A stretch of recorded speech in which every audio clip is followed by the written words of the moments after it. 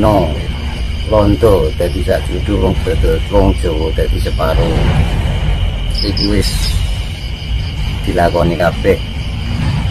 Yang dimaksud mungkin orang Cina sama londo jadi sak judu di Jawa, bersama-sama di Jawa, dan Jawa jadi separuh, bahkan sekarang nggak ada separuh. Dan nantinya ada mayat-mayat tergeletak di mana-mana. Itulah ibarat Jawa itu tergeletak di mana-mana. Padahal Jawa itu kan luas sekali. Kadang orang Jawa yang punya hak Jawa pun nggak sampai kita mendapatkan untuk berteduh atau tinggal. Kadang banyak yang di pinggir kali, di pinggir di mana-mana ini kan karena itu tadi. Dari ramalan pujangga sudah kita lewati semua. Jadi kita harus waspada, hati-hatilah. Kita hadapi ini tidak boleh dengan apapun. Tidak bisa saling menyalahkan siapapun. Karena ini ada pergantian zaman atau pergantian kiamat. Pergantian zaman atau pergantian kiamat, dan nanti akan terjadi bangkitnya Majapahit kedua. Bangkitnya Majapahit kedua berarti itu kerajaan. Mungkin Jawa kejawen Majapahit juga yang bangkit dari timur. Jadi sudah terlihat sedikit-sedikit sinar dari timur itu. Kebangkitan Majapahit kedua adalah ini nanti mungkin akan terjadi. Karena sudah kami lihat dari situasi sekarang, mungkin kalau dilihat satu alam mungkin ini juga patung bebas di mana-mana, dan memasuki satu wilayah lain mungkin ada izin, tapi ini peraturan, tapi dulu dalam perasaan izin.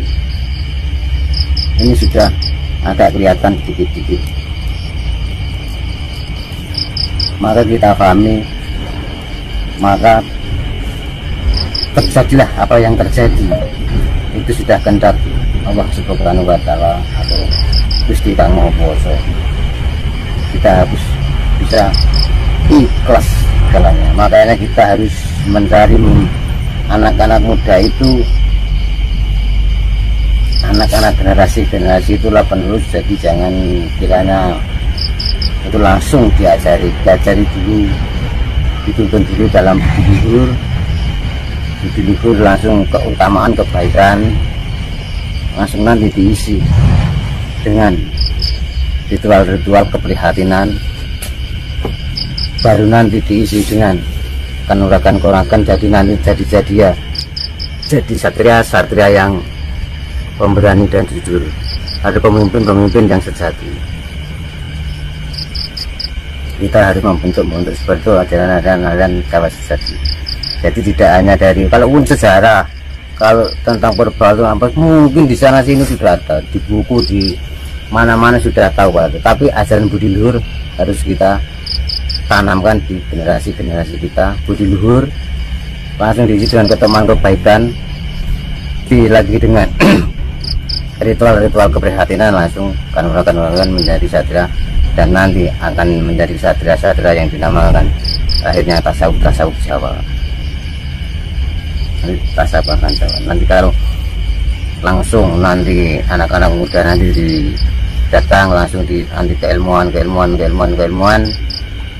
mungkin goncang jiwanya, enggak seperti itu. Ini tanda-tanda kebangkitan Majapahit kedua, bukan berarti kerajaan, berarti Jawa akan bangkit dari arah timur. Majapahitan acaranya ya Pak? Acaranya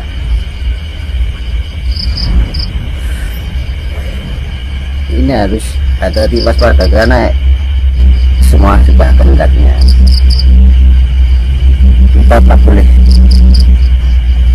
bersaingan atau kita saling ejek, nggak usah.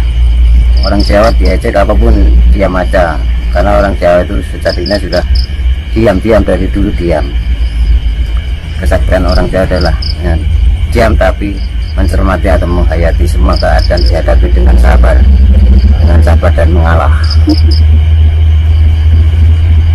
mengajarkan anak-anak generasi muda harus ingat dengan kejujuran dulu.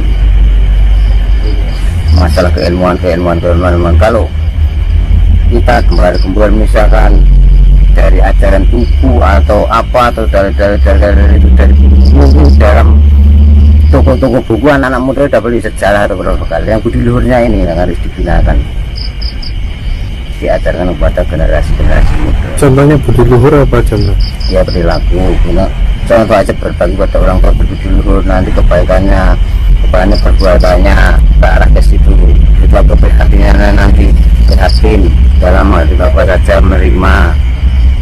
Kalau keilmuan nanti kalau sudah itu keilmuan atau kanuragan mudah masuk, mudah dipelajari, dan nanti kalaupun mau mendapatkan itu akan menjadi satria yang jujur. Karena ini Arjuna sudah menyiapkan panahnya, dan Kresno, mungkin Prabu Kresno yang sebagai kusir sudah menyiapkan kereta kencananya untuk berbaru untuk itu. Dan nanti musuhnya dia akan saudara sendiri, Adipati Soekarno itu dalam pewayangan, dan Kulina adalah Prabu Salyo. Jadi nanti mungkin arah panah itu penggalkan kepala Adipati Soekarno itu saudaranya. Ini udah waktunya Baratayuda, Pak? Ya, ini sudah detik-detik Baratayuda dan mau dilambangkan dalam perang saudara ini. Tapi perangnya perang zaman sekarang mungkin ya inilah perang gak kita musuh. Perang gak kita musuhnya paling abot ini. Apa maksudnya? Misalkan ada juga ada salah, ini aturan ini dilanggar dihukum 100 tahun, tapi mengapa yang di penjara dikeluarkan? Aneh kan juga. Waktu dikeluarkan malah maling ya, Mas? Iya, malah ini kalau melanggar malah penjara 1 tahun. Hari ini dikeluarkan, besok masuk penjara lagi, Mas. Ya itu anehnya ini. Makanya sekarang itu aneh. Ya enggak aneh, memang zamannya. Kita itu apalah, kita yang dinyanyikan tiap hari kan cuma bekal-bekal kematian, kiamat, kematian, amal kan itu toh. Padahal bekal kemakan apa kan kita mengerti. Carilah ke bekal untuk mati. Cobalah cari bekal itu apa, nggak mengerti kan. Bekal itu ikhlas, carilah ikhlas. Kalau sudah ketemu bagus. Mencari ikhlas kok, itu aja bekal itu. Bekal mati, Mas. Ikhlas kok, bekal mati. Yang kita bawa akan kita tinggal, yang ditinggal akan kita bawa. Contoh aja lah, Pak Karno itu yang dibawa, yang ditinggal. Yang dibawa, yang dibawa sebenarnya kan jasad warga dan namanya sudah mati, tapi namanya sudah ditinggal. Yang dibawa malah ditinggal sampai sekarang seperti hidup itu. Ya kalau dibilang bisa nabi Pak Karno ini. Iya. Kalau nabi Islam kan Nabi Muhammad terbatas 25 itu terakhir. Ya. Ada 124.000 nabi. Nah, itu nabi Islam, itu Nabi Muhammad. Kalau kita nabinya ya keyakinan sendiri, nabi itu teladan panutan. Makanya kalau ada orang beragama misalkan mengkafirkan beragama, itu justru yang kafir itu. Kembali ke dirinya sendiri. Iya, apalagi orang memusyrikan adat istiadat Jawa.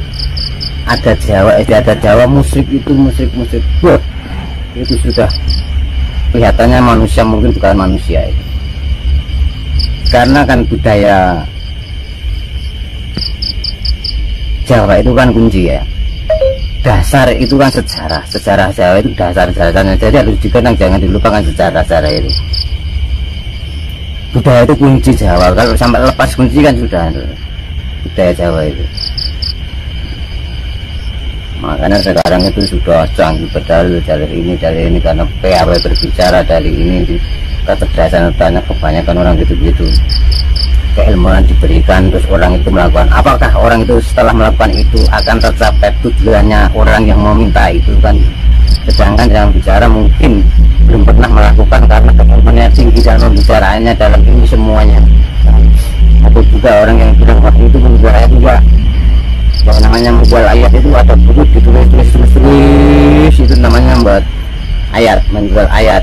Akhirnya bukunya terjual itu menjual ayat. Tapi kalau menjual yang namanya yang ngomong di mana di panggung itu ibaratnya penyanyi dibayar gitu aja, dia nyanyi bayar gitu, jadi nggak menjual ayat. Makanya namanya pengajian atau dimanapun tempat, biarpun di sawah, di pasar atau di atas genteng, yang penting isi kajiannya, isi pengajiannya itu. Kadang kita melihat sekarang itu yang didatangi kan bukan isinya, kadang orangnya, kadang lucunya, kadang kepandaiannya, kadang dalilnya, kadang enggak. Setelah lepas kita pulang lupa, karena lucunya, karena pandainya, karena pelawakannya kan gitu toh. Makanya salah kaprah ayat-ayat dalam ayatnya. Mbak ini Jawa Mbak ini Mbak wonten pelacak silake kuntul miber ini maksudnya pripun Mbak? Silake kuntul miber ini Mbak. Ya mokal nggak ada, itu aja sudah. Tipake kuntul miber itu sudah ibarat mencari bayangan kita sendiri, megang bayangan sendiri itu. Boleh ono telapakane kuntul miber, nggak ada. Nggak ada. Makanya ada pepatah misalkan orang Jawa dulu, sing gawe baleke, sing utang nyaur, sing nyilih baleke, sing gawe nganggo, sing utang nyaur, sing silih baleke. Nah, sing utang budi pekertine wong Jawa ilang budi pekertine kabeh do balekno. Sing nyilih ya balekno, sing nyilih kopiah-kopiah gede dibalekno kuwi lak sinian iki kopiah iku. Pakaiane wong iki pinjaman itu. Pinjaman bukan pakaian Jawa itu, kembalikan lah. Sing gawe nganggo, sing gawe Jawa yo nganggo Jawa. Itu ya artinya orang-orang dulu tuh pas main ini sudah berjalan semuanya ini. Ramalan Jawa ini. Nantinya dari saya mungkin Kinempet Pari Sinambung Bumbung ini dari saya. Apa itu Mbak artinya Mbak? Dan nanti kapan mungkin ada Mbak Kinempet Pari Sinambung Bumbung. Sinambung Bumbung. Itulah. Ini tuh ada sesuatu nanti akan terjadi. Itu ketentraman tanah Jawa akan seperti itu. Pulih jati ini Jawa sejati. Yang akhirnya tentrem ayam bersinar Kertoto Raharjo Jawa itu. Ya inilah ada kebangkitan Majapahit kedua.